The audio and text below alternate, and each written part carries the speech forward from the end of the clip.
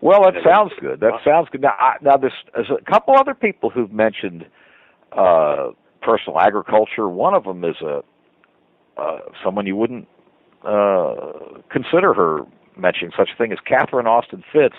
She's a big-time financial consultant, and she was actually Assistant Secretary of the Housing and Urban Development for 10 years. Mm-hmm. And she foresees problems with the country and potential upheaval, and she is recommending personal agriculture and local co-ops and things like that. Yeah.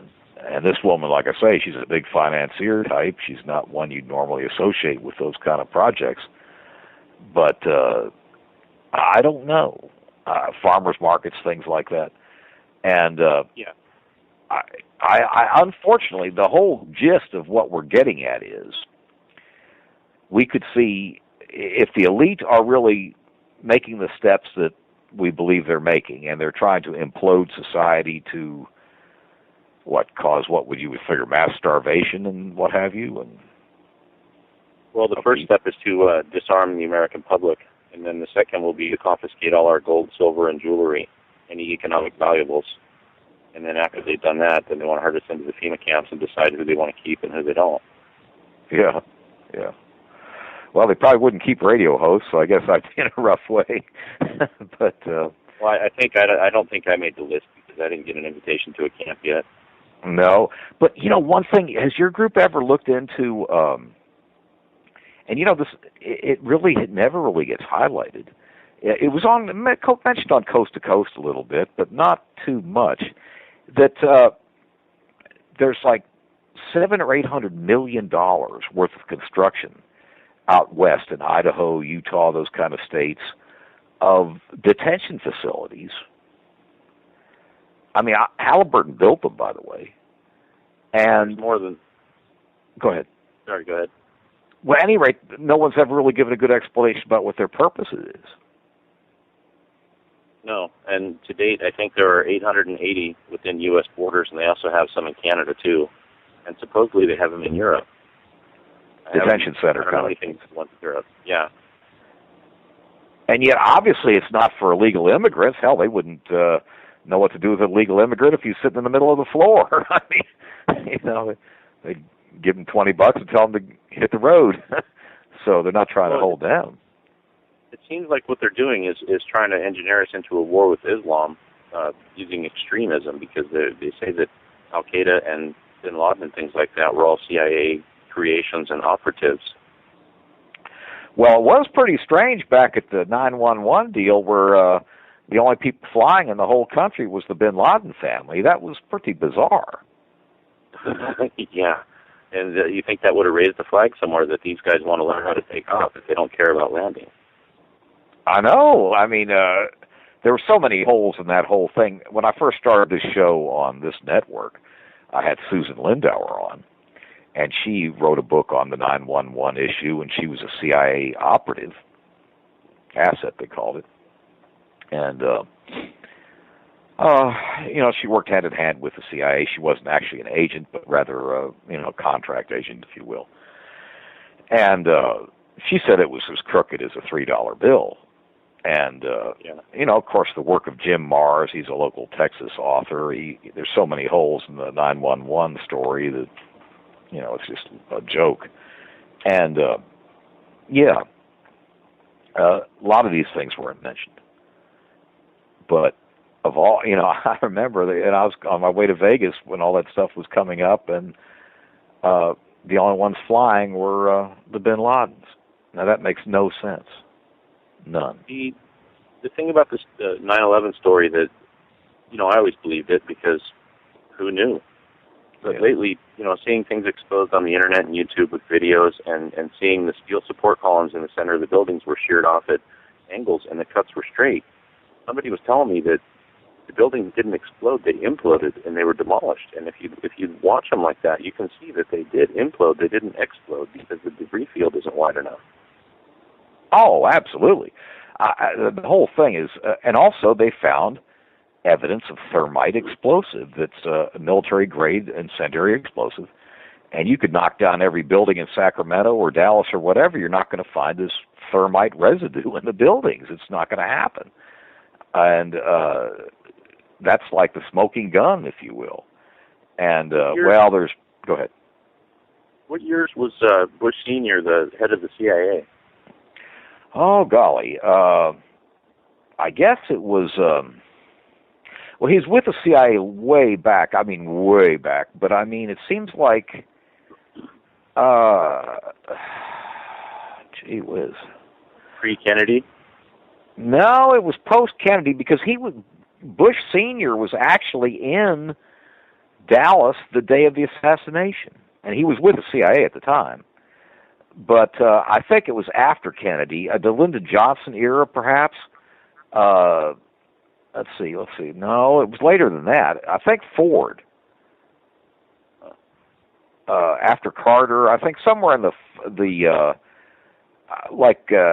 Carter administration, I think he was in there. And of course, Reagan picked him as a running mate, right? I don't think Reagan picked him. I think he picked Reagan to get him into Well, office. yeah, but I mean, he was Reagan's vice president. Right, exactly. Yeah. But, no, I mean, I think his CIA chairmanship or control was somewhere in the Jerry Ford era. Mm. But there's so many holes in all that it makes you just you just want to go throw up. But I mean, the real thing that was crazy that everybody's forgotten, Mike.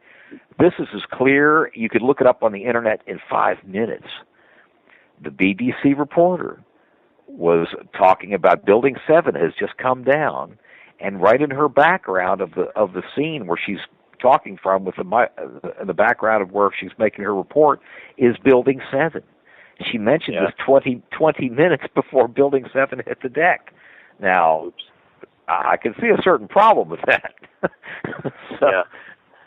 Well, now, Mike, we're just about coming to the end of the show. Go ahead and tell the folks once again about your group and how to get up with them, and anything you want to mention on the group. Our group is Citizens Action Network on Facebook. We're working on building a website right now, and also we're getting into Twitter. We have state pages for all the 50 states.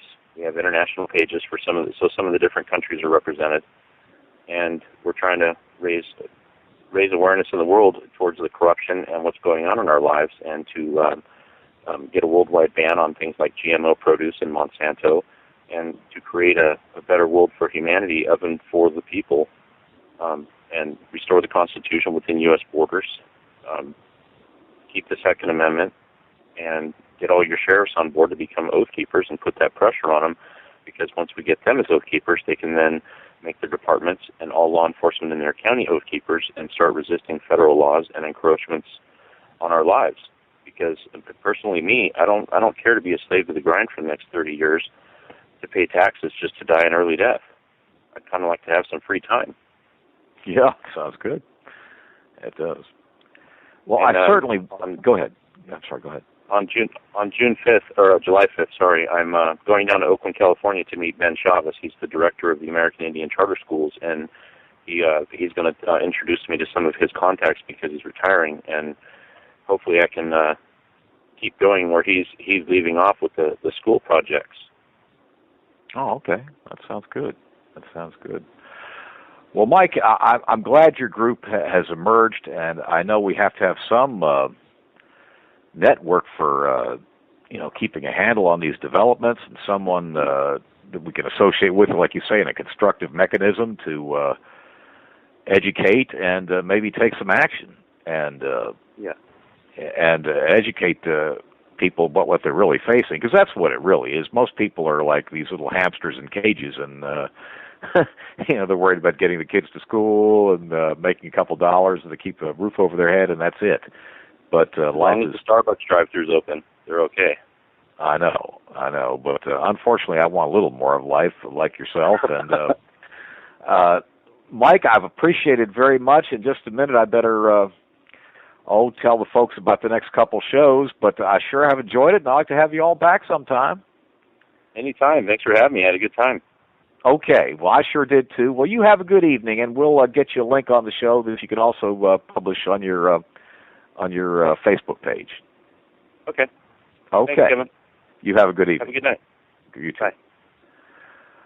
Well, guys, it's good to have the Citizens Action Network. It's good to have that somebody's out there that at least will educate the public for all these various things. I know we talked about a lot of different things tonight, but there's a lot of array of issues that do bug you. And one of the things I mentioned last night on the show with the Epic Voyagers was, my God, I can't believe that. I'm usually one to want freedom, but yes, but I can't believe the Supreme Court said that people can, in Arizona, they knocked down the Arizona voter ID law. That's one thing I really did believe in, was that at least, you have to have a driver's license just to cash a check, let alone vote. At any rate, that ruling really was alarming. There's a lot of things that are alarming. Like I said earlier, that movie 1984 was a very prophetic movie, and I hate to be living in the nightmare of what it's become. I like freedom. I don't want little drones chasing me around, and I'm sure you really don't either, or cameras. So anyhow, give a thought to this, and you might check out the Citizens Action Network on Facebook.